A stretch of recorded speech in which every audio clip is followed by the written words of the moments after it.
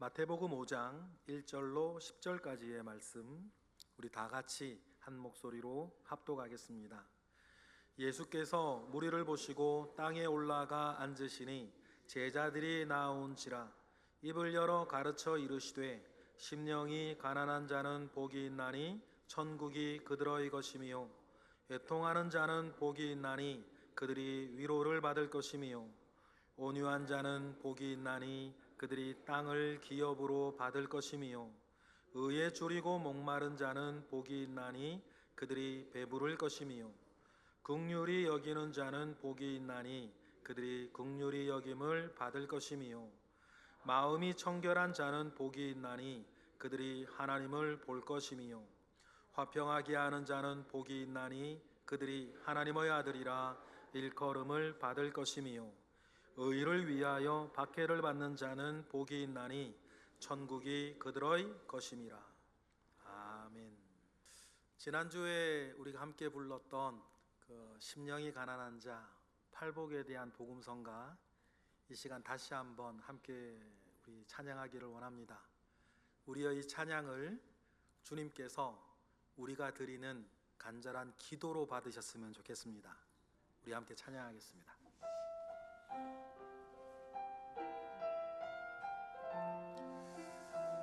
주님.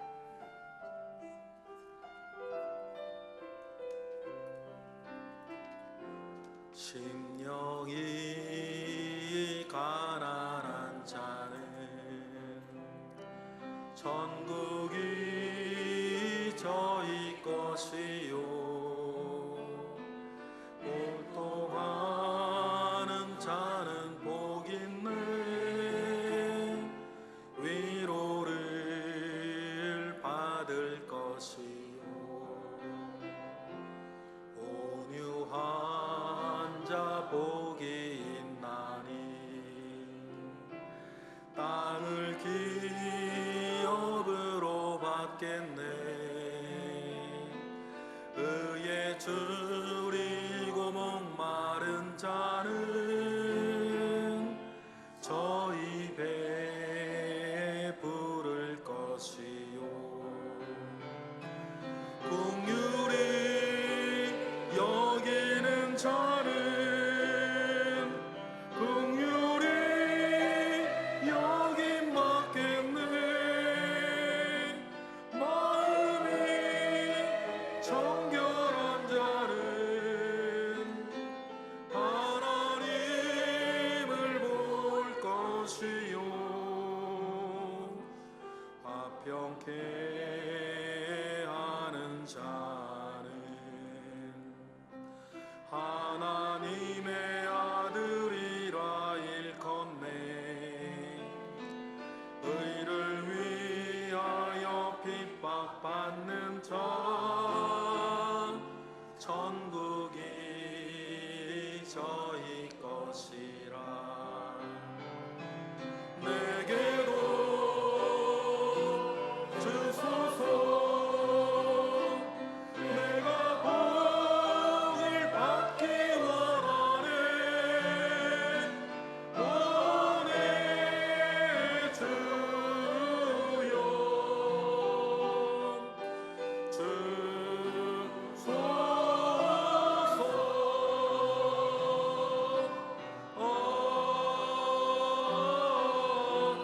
아멘.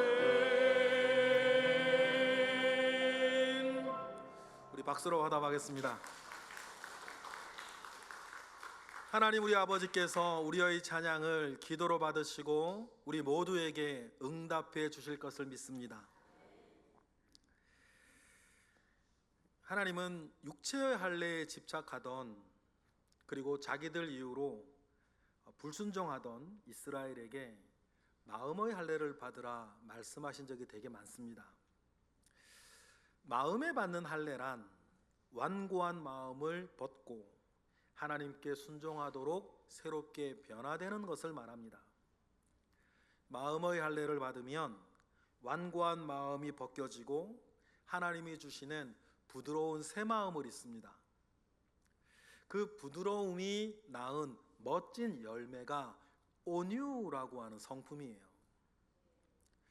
온유는요, 하나님의 말씀을 따르기가 쉬워지는 성품이고 다른 사람에게 평화를 줄 수 있는 영적인 능력입니다. 여러분, 오늘 하나님께서 이 자리에 있는 모든 분들의 마음을 어루만져 주시기를 바랍니다. 그래서 돌처럼 굳은 마음이 있다면 부드러워지는 이 시간이 되기를 주님의 이름으로 축복합니다. 원래 할례는 남성의 생식기 포피를 잘라내는 예식이에요. 전통적으로 유대인들은 이 할례를 자신들이 하나님께 선택된 민족이라는 증표로 삼았습니다. 그런데 할례의 원래 목적은 그것이 아니었어요. 하나님께서 할례를 통해서 이스라엘에게 원하셨던 것은 무엇이었을까? 그리고 그것이 남녀를 불문하고 지금의 우리와는 어떤 관련이 있는 것일까? 오늘 그 이야기로 처음을 풀어가고자 합니다. 성경에 할례가 처음 나타난 경위를 살펴보면 할례를 통해서 하나님께서 원하셨던 바가 무엇이었는지를 알 수 있어요. 할례는 아시다시피 아브라함 때에 처음 등장합니다. 하나님은 땅과 후손을 약속하며 아브라함을 고향에서 불러내셨어요. 아브라함은 고령이었지만 하나님을 믿고 길을 떠납니다. 그래서 떠돌이 생활을 살아요. 당시에서는 되게 위험한 일입니다. 그런데 아브라함은 하나님을 믿고 그 떠돌이 길을 떠나죠. 그런데 시간이 흘러가지만 약속이 이루어질 기미가 없어요. 그런데도 하나님은 아들을 줄 것이라는 말만 10수년째 반복하고 계십니다.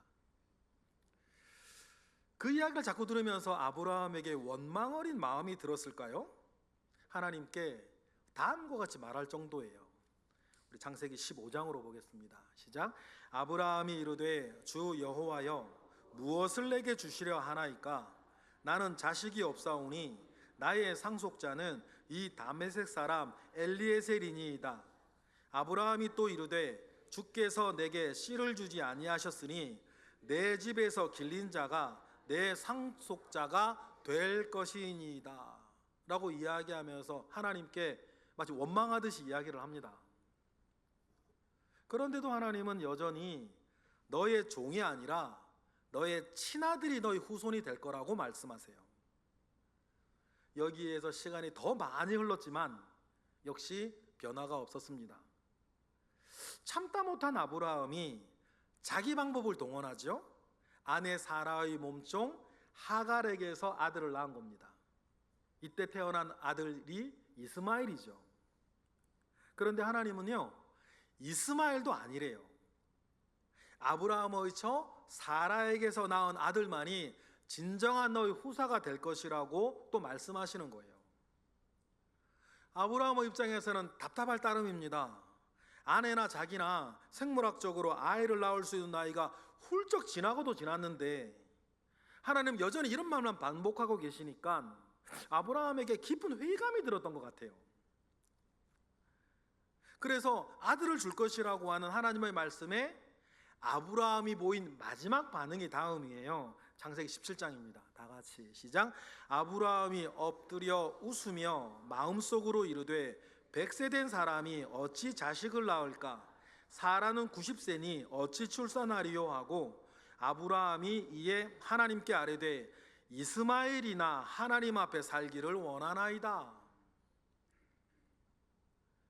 이스마엘이나 하나님 앞에 살기를 원한다고 완전히 포기를 해버린 마음이죠.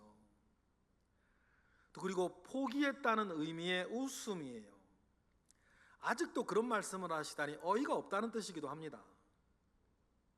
이에 하나님은 내년 이맘때라고, 내년 이맘때에 아들이 태어날 것이라고 확정해 주시고 그때 태어날 아들의 이름도 이삭이라 하라고 정해 주십니다. 이삭의 뜻이 뭡니까? 웃음이란 뜻이에요.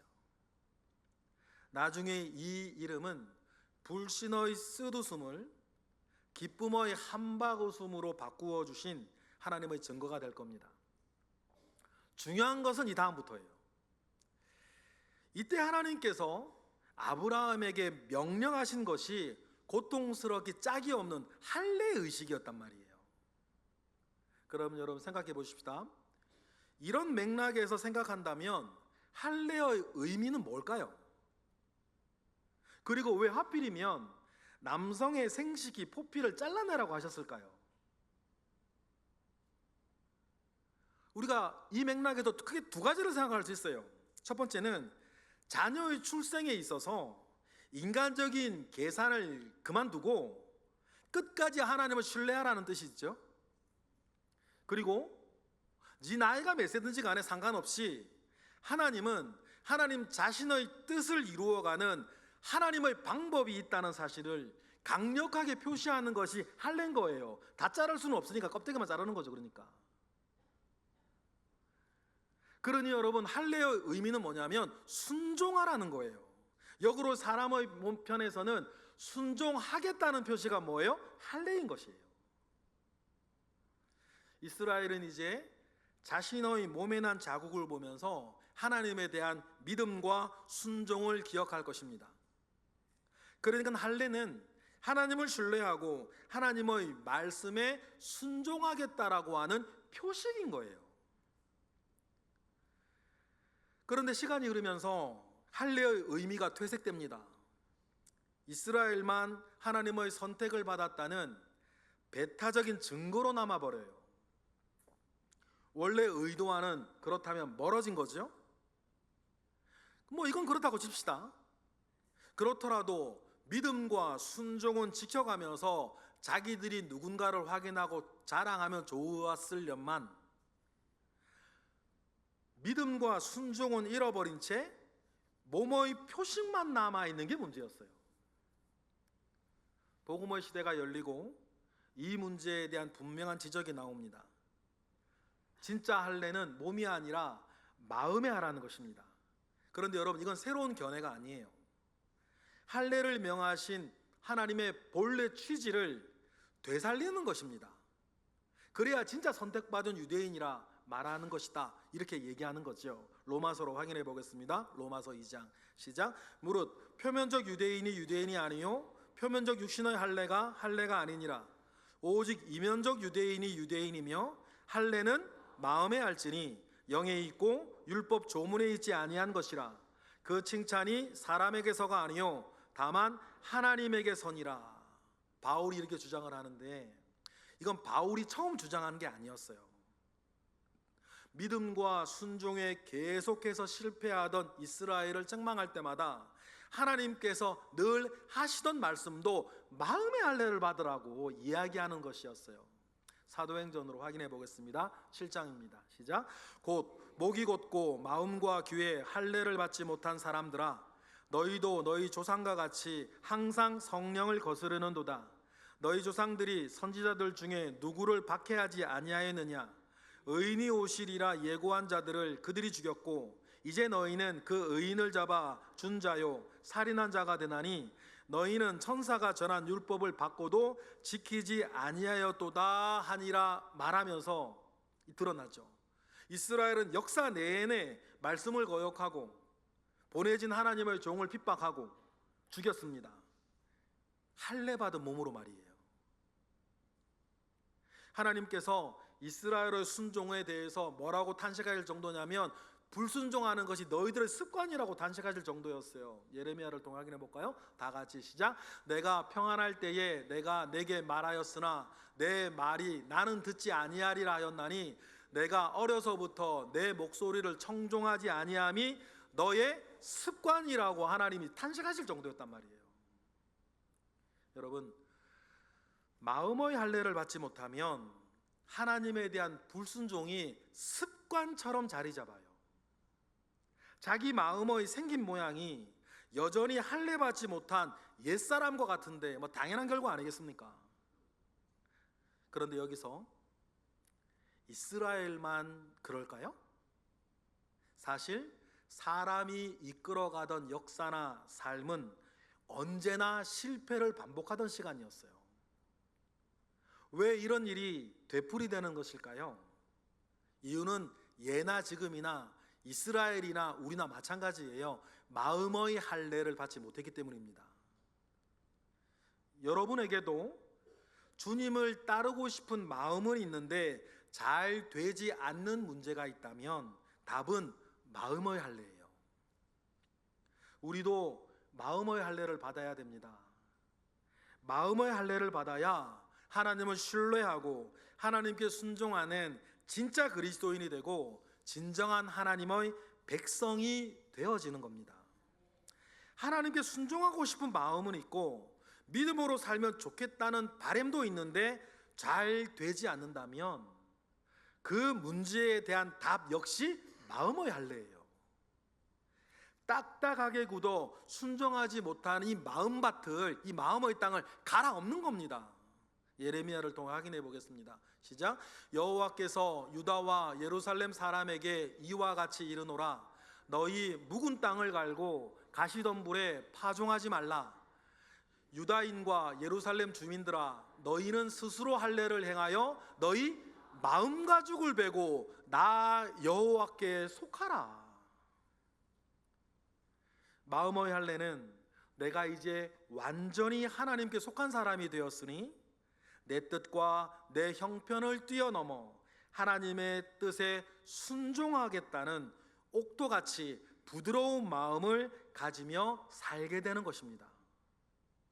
마음의 할례는 우리를 하나님의 말씀에 따라 믿음으로 살게 하는 좋은 성품의 사람으로 우리를 만들어줘요. 그리고 이것이 진짜 그리스도인, 성숙한 그리스도인의 증거 아니겠습니까? 그래서 마음의 할례를 받은 사람이 가지는 가장 분명한 특징이 뭐냐면 온유가 돼요.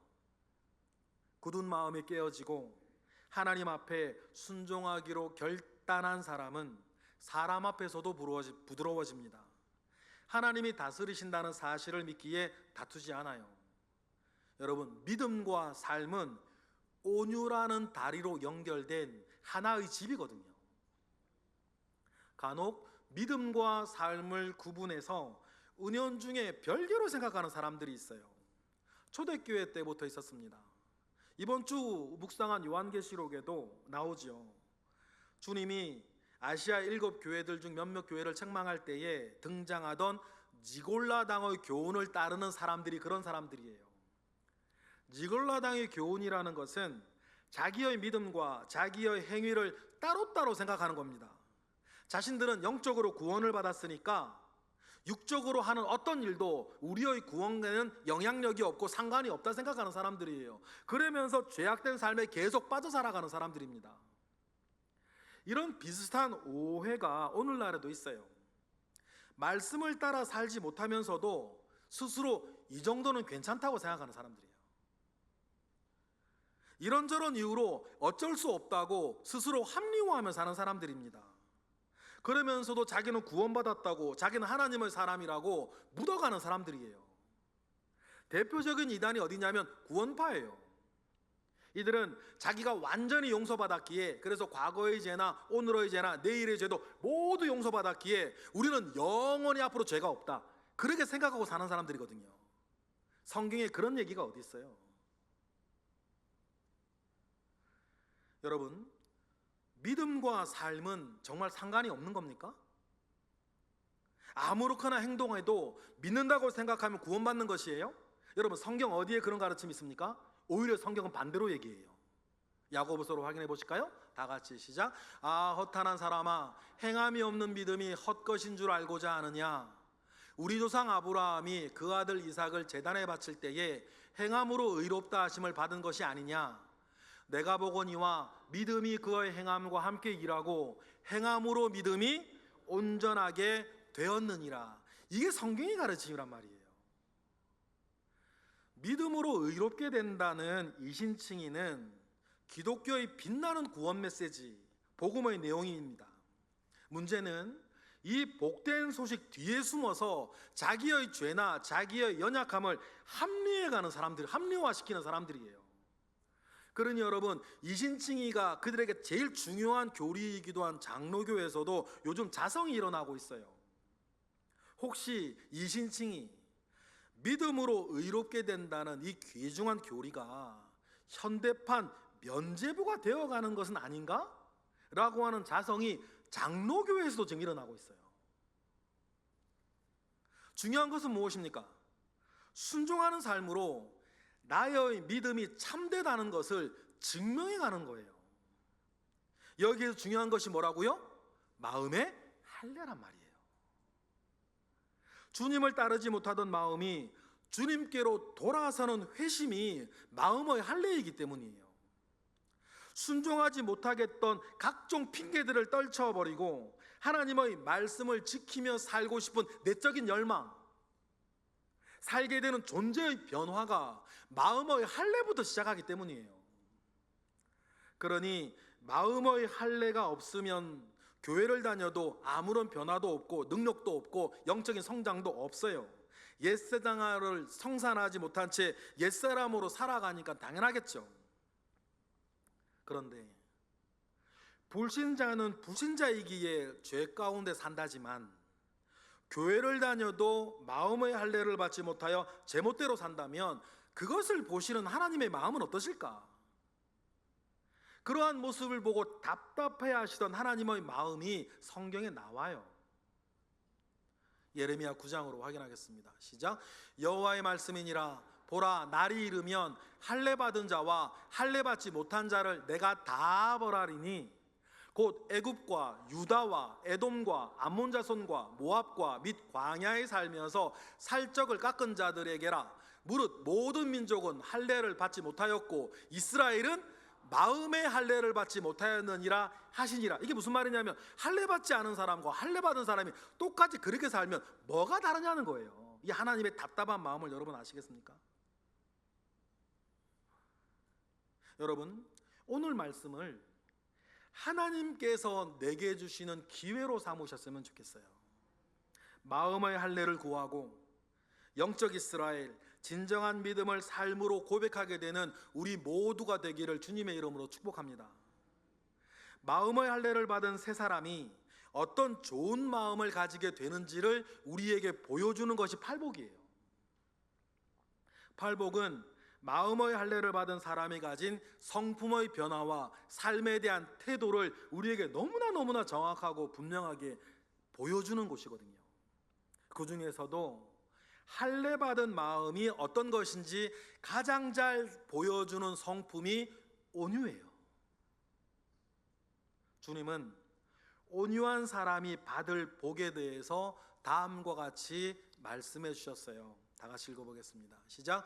온유한 자는 복이 있나니 그들이 땅을 기업으로 받을 것이며. 할렐루야. 이 구절에서 말하는 땅의 기업이 여러분 겨우 부동산이겠습니까? 온유한 사람에게 주어지는 땅의 기업은 부동산을 넘어 사람의 마음을 얻는 거예요. 더 많은 사람의 마음을 얻어가는 사람일수록 큰 사람이 되고 멋진 일을 이룰 수 있는 사람이 됩니다. 여러분 맞습니까? 여러분 누가 더 큰 사람이겠어요? 사람의 크기는 누구까지 내 옆에 둘 수 있느냐로 결정되는 것 아닙니까? 여러분 작은 사람일수록 끼리끼리 뭉쳐 다니는 거예요. 말 통하는 사람, 마음이 통하는 사람하고만 뭉쳐 다니는 건요 세상 쉬운 일이지. 가까운 사람, 친한 사람, 나 좋은 사람하고 뭉쳐 다니는 것처럼 쉬운 게 어디 있어요? 그렇게 사역하면 목회도 쉬워져요. 여러분 제가 저하고 마음이 통하고 말 통하는 사람들과 친해져 가지고 그 사람들하고만 살고 그 사람들하고만 목회하면 우리 교회가 어떻게 될 것 같으세요? 그렇게 하는 거 쉽거든요. 저도 그 방법 알아요. 막 이 사람 저 사람 비난하고 욕하고 지적하고 다니면 돼요. 그런데 그 내가 지적하고 욕하는 말에 맞다고 이제 막장구 쳐주고 맞다고 동참해주는 사람들만 모으면 되는 거예요. 그 사람이 다른 사람 욕하면 맞다고 얘기해주고 내가 다른 사람들 비난하고 지적하면 맞다고 동참해주는 사람들만 이렇게 모아가지고 그 사람들이 당을 이루고 팔을 이루어서 이너서클 만들고 그렇게 목회를 하면 목회 굉장히 쉽지. 근데 제가 그렇게 만약에 목회를 한다면 우리 교회 그 이너서클에 못 들어가는 사람은 어떻게 되는 거예요? 그렇죠. 교회 목회뿐 아니라 우리 개인 삶도 그런 거예요. 사람의 크기는 여러분 다른 것으로 결정되는 것이 아니라 그 사람의 인품과 인격의 크기로 결정되는 것인데, 그 사람이 얼마나 큰 사람인지를 보려면 누구까지 내 곁에 머무르게 할 수 있느냐로 결정되는 거예요.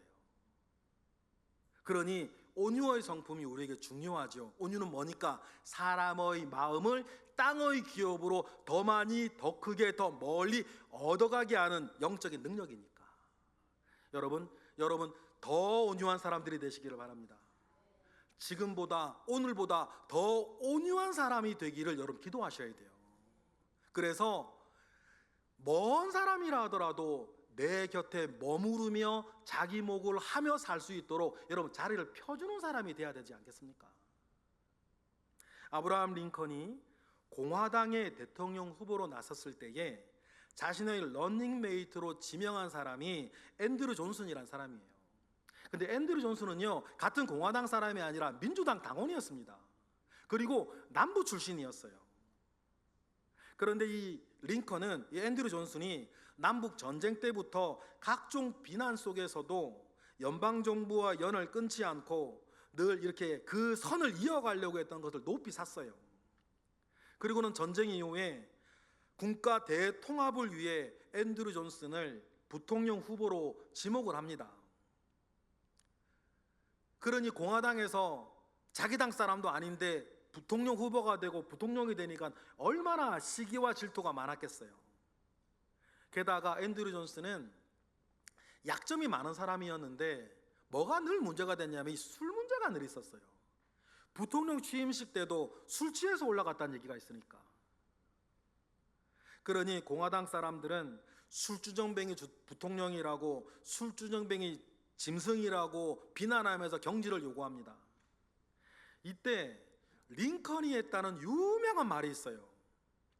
사람의 크기는 밥통의 크기로 결정되는 것이 아니라 그 사람의 인격과 인품의 크기로 결정된다. 그러면서 앤드류 존슨을 자기 부통령으로 계속 지켜갑니다. 여러분, 옳은 이야기예요. 다시 말씀드리지만 사람의 크기는 다른 것이 아니라 인품의 크기예요.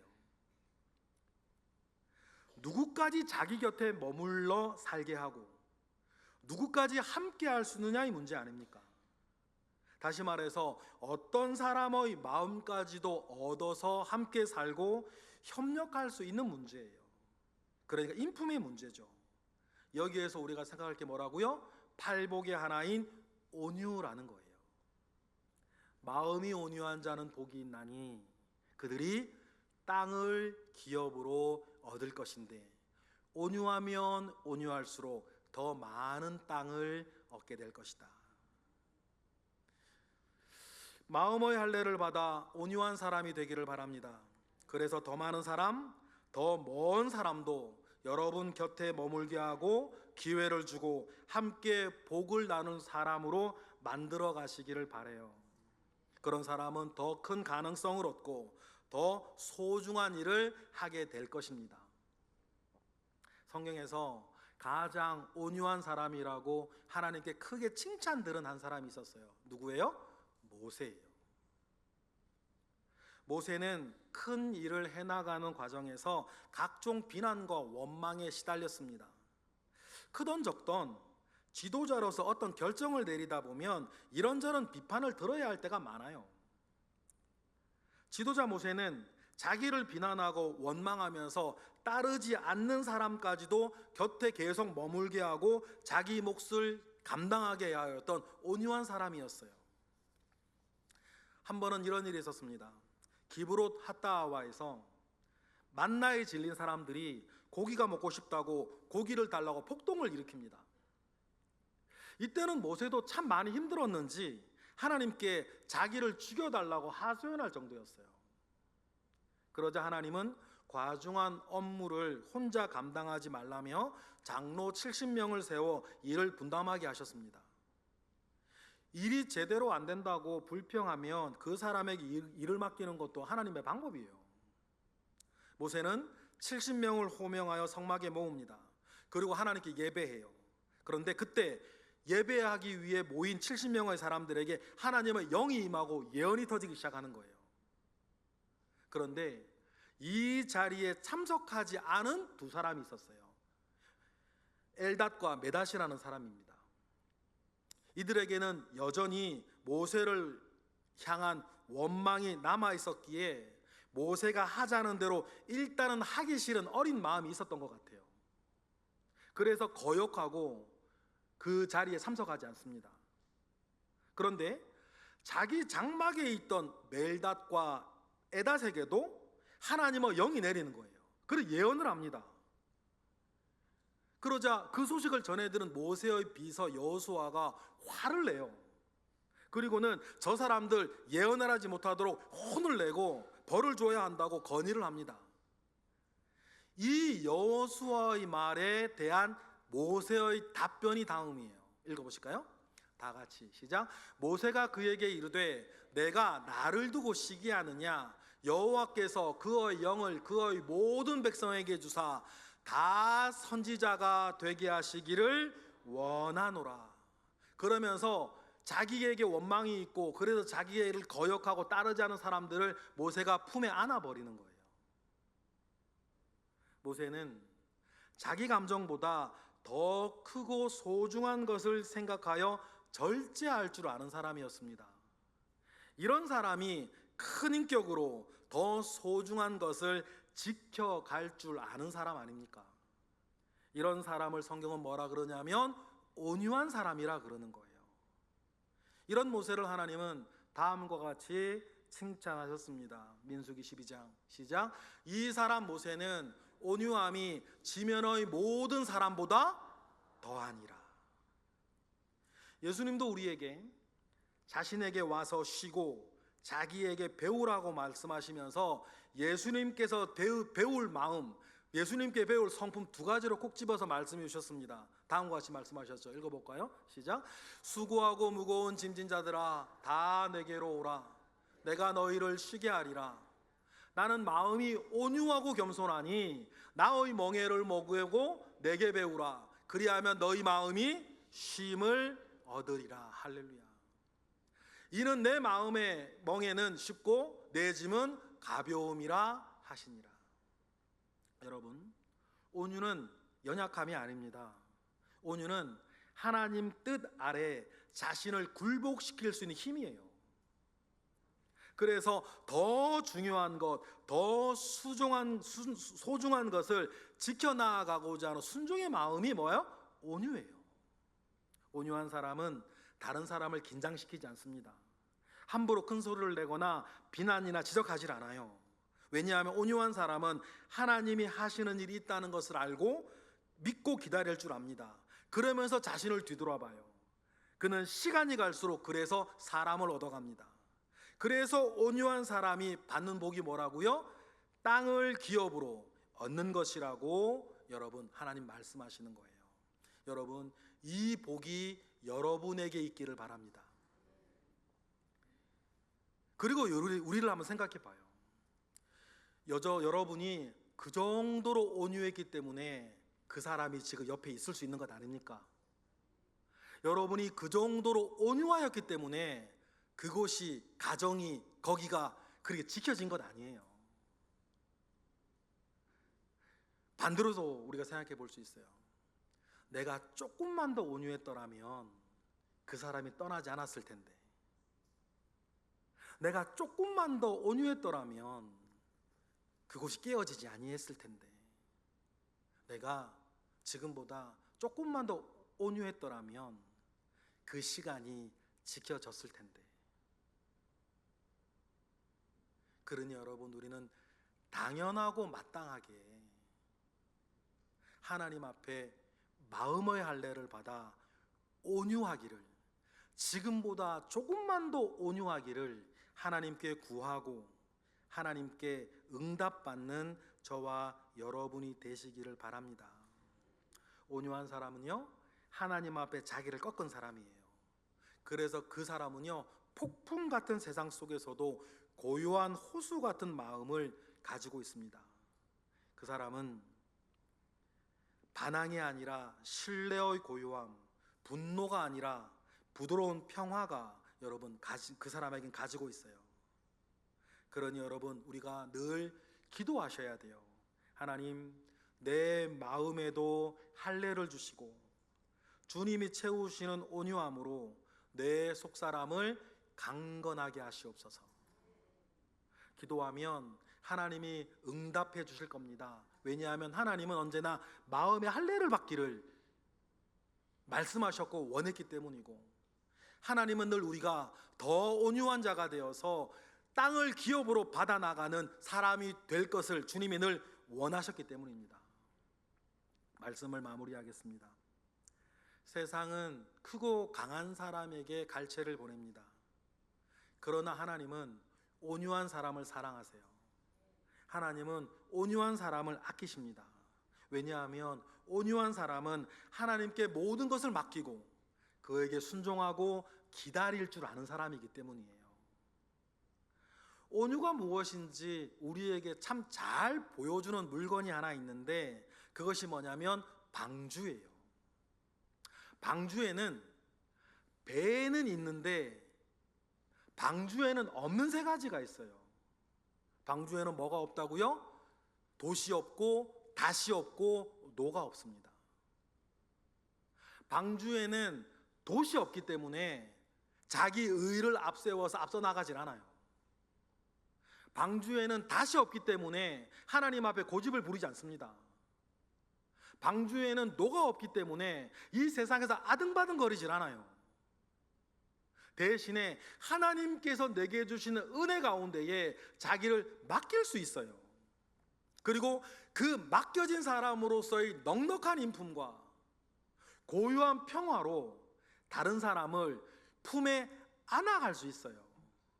그러니 여러분, 저와 여러분에게 정말 필요한 것은 뭐다? 마음의 할례를 받아 내 속사람이 점점점 온유함 가운데에 채워져 가는 것이다. 그러한 은혜가 저와 여러분에게 있기를 원하고, 여러분들이 온유한 자에게 주님이 약속한 땅을 기업으로 얻는 일이 있기를 원하고, 어때? 더 많이 시간이 가면 시간이 갈수록 더 많은 땅의 기업을 얻어서 주님이 온유한 자에게 복을 주시는 그 복을 온전히 누려나가시고 하나님께 영광 올려드리는 저와 여러분 되시기를 주님의 이름으로 축복합니다. 기도하겠습니다. 하나님, 우리 마음에 새겨진 돌 같은 완고함을 벗겨주시고 마음의 할례를 받아 주님 앞에 부드럽게 서게 하시옵소서. 이 거친 세상 속에서도 주님에 대한 순종과 믿음을 가지고 온유한 마음을 잃어버리지 않게 하시고 늘 더 큰 온유로 우리의 속사람을 채우시고 우리를 더욱더 강하게 하셔서 온유 가운데에 다른 이에게 위로가 되고 다른 이에게 평화를 주며 하나님의 뜻을 그곳에서도 그 사람들과 이루어가는 시간들이 우리의 삶에 더 분명하게 더욱 풍성하게 채워가게 하시옵소서. 크신 은혜로 우리를 이끄실 것을 믿고 감사하며 예수 그리스도의 이름으로 기도드렸나이다. 아멘.